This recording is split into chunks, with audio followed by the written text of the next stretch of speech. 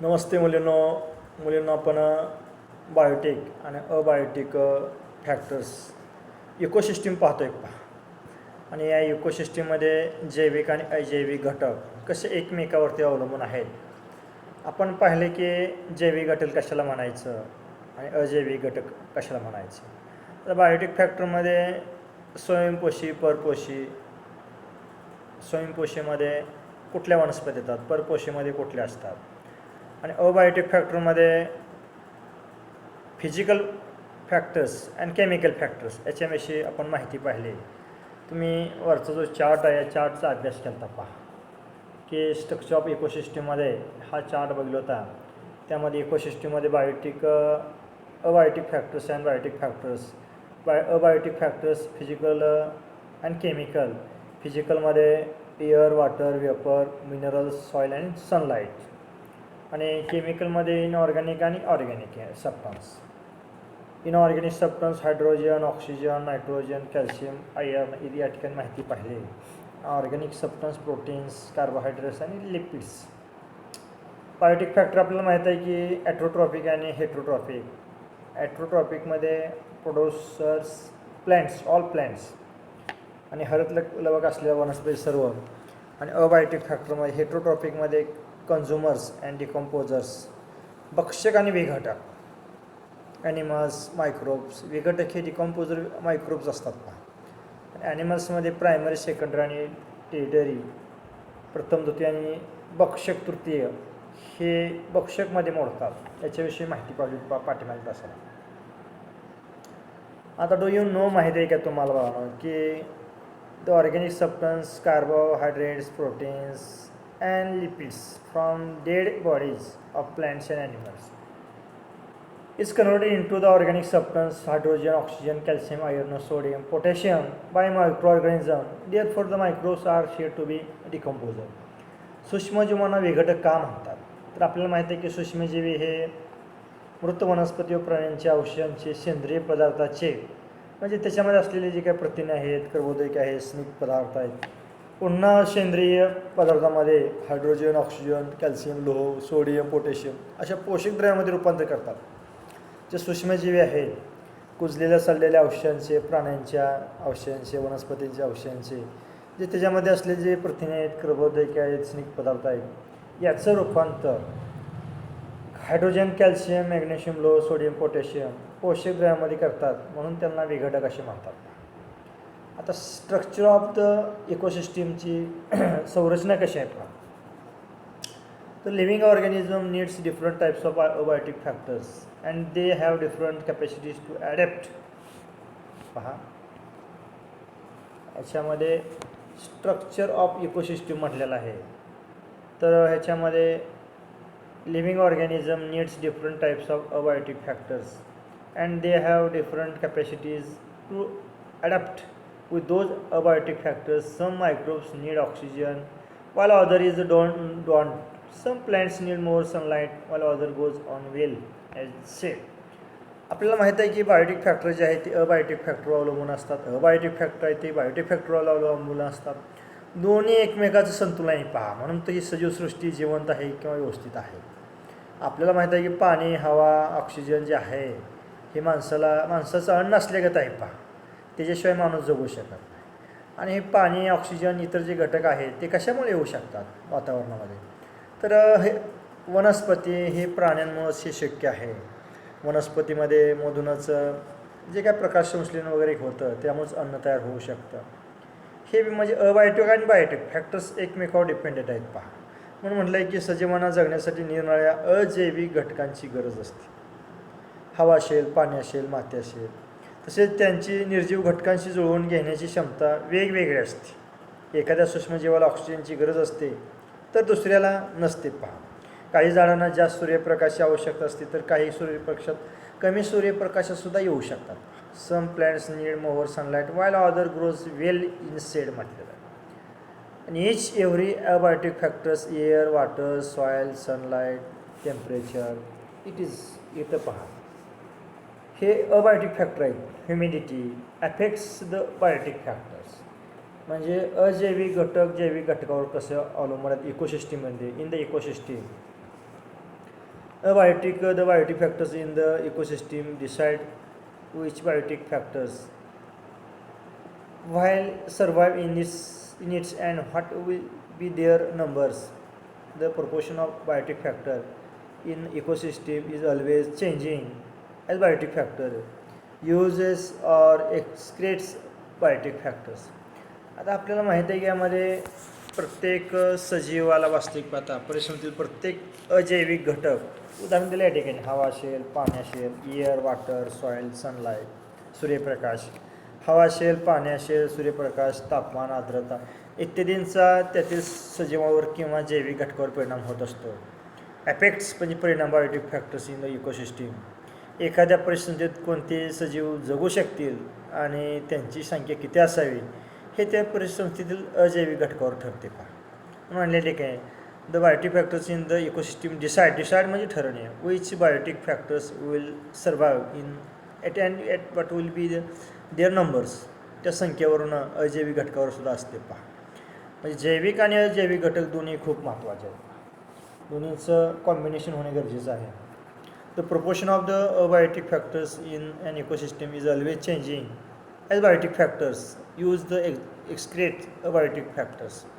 Every biotic factors affects abiotic factors as well as other biotic factors around it. Every living organism in the ecosystem plays a particular roles while moving in that ecosystem. तर आपल्याला माहिती आहे या ठिकाणी की सजीव परिसंस्थेत ते अजैविक घटक सतत वापरत आहेत. आपल्याला माहिती आहे की मानव असेल इतर कुठलाही प्राणी असेल अजैविक घटक जे आहेत माती असेल हवा असेल पाणी असेल सतत वापरत आला आहे आणि त्यांची ती गरज आहे पाहताना. हवा नसेल तर जगू शकणार नाही पाणी नसेल तर जगू शकणार नाही हे लक्षात ठेवायचं. म्हणजे सजीव परिसंस्थेतील हे अजैविक घटक सतत वापरत असतात किंवा उत्सर्जित करत असतात. म्हणून परिसंस्थेतील जैविक घटकांमुळे अजैविक घटकाचे प्रमाण कमी जास्त होत असते.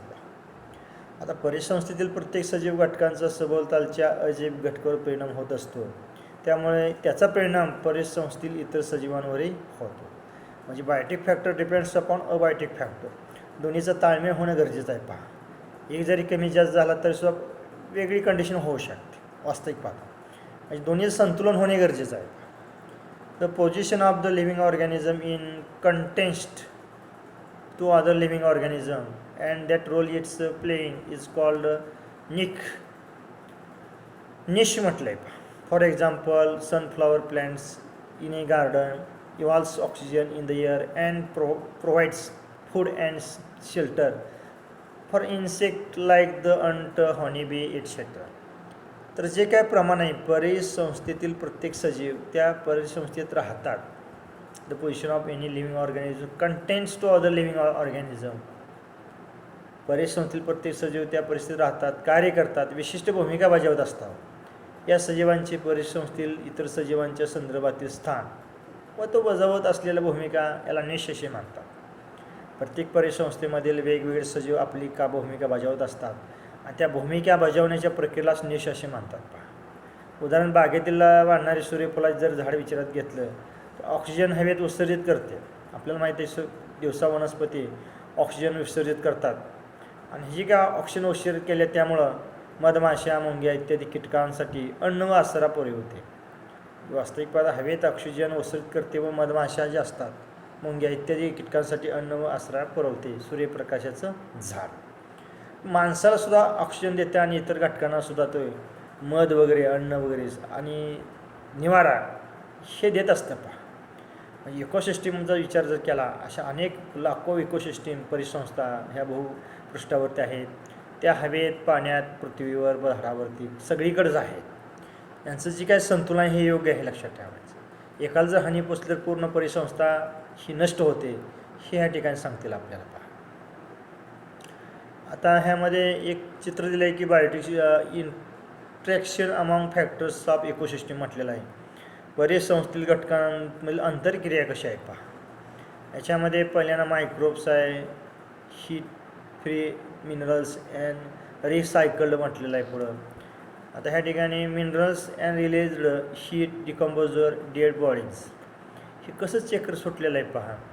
पहिल्यांदा वाचतं बायोटिक फॅक्टर जे आहेत अबायोटिक फॅक्टर्स आहेत त्याचं इंटरचेंज कसं होतं आहे सर्कल कसं पूर्ण केलं आहे पायामध्ये.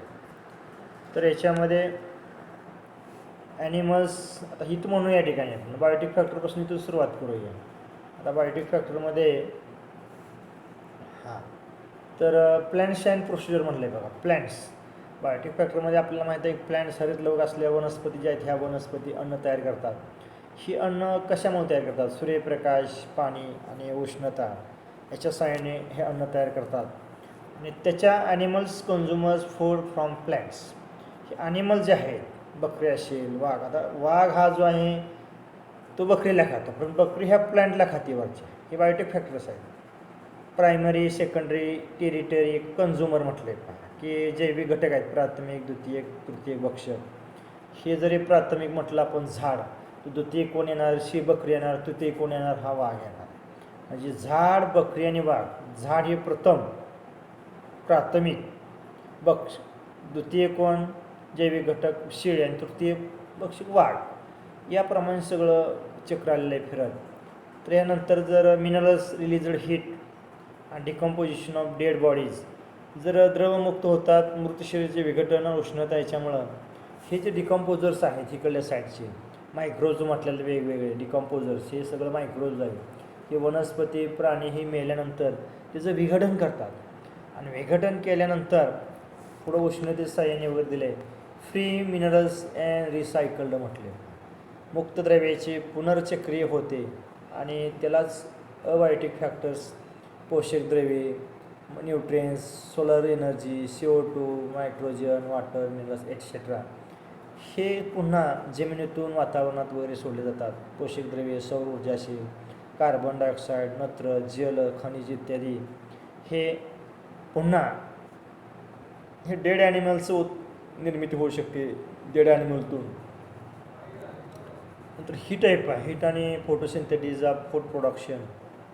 उष्णता आणि सूर्यप्रकाश संश्लेषण अन्न निर्मितीमध्ये जैविक घटक पुन्हा ह्याची अन्न तयार करतात.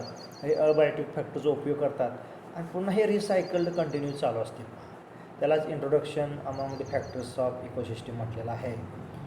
तर ते पुन्हा तुम्ही वाचायचे, याचं वाचन करायचं, ही डायग्रॅम काढायची इकोसिस्टीमची, हे कसं एकमेकावरती डिपेंड आहेत बायोटिक आणि अबायोटिक फॅक्टर, याची रचना वगैरे लिहायची. तत्पूर्वी वरचा जो भाग आहे ते सुद्धा वाचन तुम्ही करायचं. स्ट्रक्चर ऑफ इकोसिस्टीम काढायची, हे पण स्ट्रक्चर काढायचं आणि त्याचा इन डिटेल अभ्यास करायचा. ती कंपोजिशन ऑफ इकोसिस्टीम काढायचं, की परिसंस्थेतील घटक जे आहेत. त्याच्यानंतर डू यू नो वाचायचं, स्ट्रक्चर ऑफ इकोसिस्टीम पाहायचं, पूर्णपणे डायग्रॅम काढायची, कसे एकमेकावरती अवलंबून आहेत, हे सर्कल कसं एकमेकावर अवलंबून आहे ते लक्षात ठेवायचं, वाचन करायचं. आणि पुढील जो भाग आहे आपण तो पुढील तासाला पाहूया, की परिसंस्थेमधील जे काही घटकातील आंतरक्रिया आहे त्याचं अजून जे इंट्रोडक्शन आहे, interaction among the factors of ecosystem, ते पुढील तासाला आपण पाहू.